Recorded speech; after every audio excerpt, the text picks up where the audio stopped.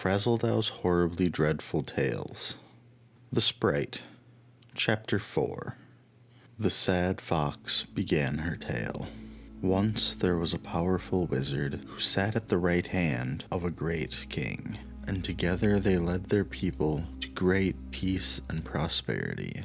The wizard made many inventions that greatly improved the lives of the people of the kingdom, and the king was a good-hearted, kindly man, serving out justice where it was due and mercy where it was needed. The people of the kingdom loved the king and the wizard with all of their hearts. One day, the wizard took the princess of one of the neighboring kingdoms as his apprentice, and when the king saw her, he was immediately smitten. And so, the king approached the wizard and told him how he felt. The wizard was very excited to hear this, as he had grown very fond of the princess, and he knew that a stronger bond with this neighboring kingdom would only help to further ensure the peace and prosperity he had helped to cultivate. So he sent a letter to her parents at once. The princess, however, was wary. Though things seemed well in the kingdom, she knew that things were not always as they appeared. So she decided to take a walk amongst the common people of the kingdom to gauge how they truly felt about their king. Everywhere she went, the people spoke openly about how much they loved the king and all of the great things that he had done for them, and her heart was warmed. She returned to the castle, confident that the king would make a fine husband, and went to tell the wizard. The wizard was overjoyed, for just that morning he had received a letter of blessing from her family. The very next summer, the king and the princess were married, and the kingdom rejoiced and celebrated on into the night. The queen continued her studies with the wizard, and working together they constructed many contraptions that automated both farming and street maintenance, and the kingdom thrived. One day, while picking up supplies, the wizard saw that there was a new alchemist in the town, and he was taken by her beauty. After a brief period of courting, they too were married. Working together, the wizard and his new wife were able to vastly improve the health and well-being of the people in the kingdom. And so the kingdom thrived and everyone was happy. A little time later, the queen and the wizard's wife both announced that they were pregnant, and the king and the wizard were quite pleased, and the kingdom rejoiced. 9 months later, the king had a son, and the wizard had a daughter, and the kingdom celebrated. The young prince and the wizard's daughter were nearly inseparable, getting into many hijinks throughout the kingdom, and everything in the kingdom was good. Unfortunately, there was a nearby kingdom home to a vicious, warlike people, and their king was a man with nothing but rage and hate in his heart. When he saw how prosperous the peaceful nation was, he became jealous and enraged, and decided to take the kingdom for himself. After ages of prosperity and peace, the kingdom had grown lax in its defenses, so when the neighboring king attacked, the outlying towns fell quietly to the invading army. In the ensuing years, the battles were brutally one-sided. The king's armies had little experience, and the wizard had never used his magic for war. Soon the invading army was on the king's doorstep. The wizard urged the king to flee with him to a nearby castle he had shrouded in magic, but the king refused stubbornly. The wizard collected his family and began the journey to his secret castle. But on the way, his wife was captured by the invading army.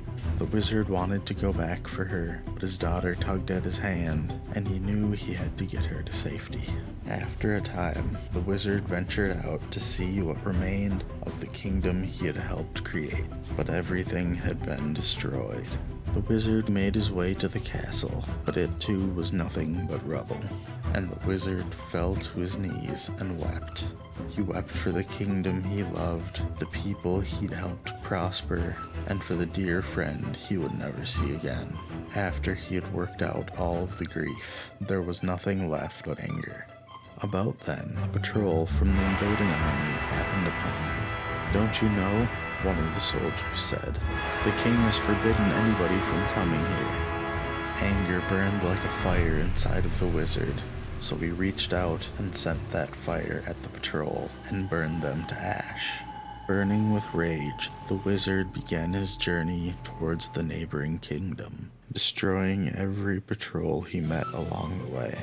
When he reached the edge of the neighboring kingdom, he burned through everything standing between him and the palace, leaving a trail of destruction in his wake. Finally, he stood in front of the castle of the man who had caused him so much pain, and he made his way to the throne room, burning up every guard that stood in his way. With a great burst of magical energy, the wizard blew the doors of the throne room clean off. You have taken nearly everything from me, destroyed everything that I worked for so long to create, the wizard screamed, confronting the warrior king. The wayward wizard finally returns, the king said with a grin. His voice boomed like thunder, and he towered over all other men. I will have answers, the wizard said. Why would you so maliciously destroy my kingdom? We were a peaceful people. The king rose menacingly from his throne.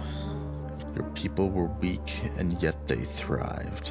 My people were strong, and yet they suffered in poverty. The king boomed. How could I let such a travesty continue?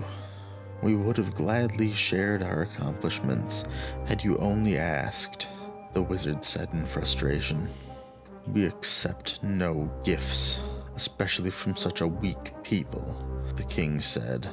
Accomplishments must be earned through battle like a true warrior, not bartered for like some lowly merchant.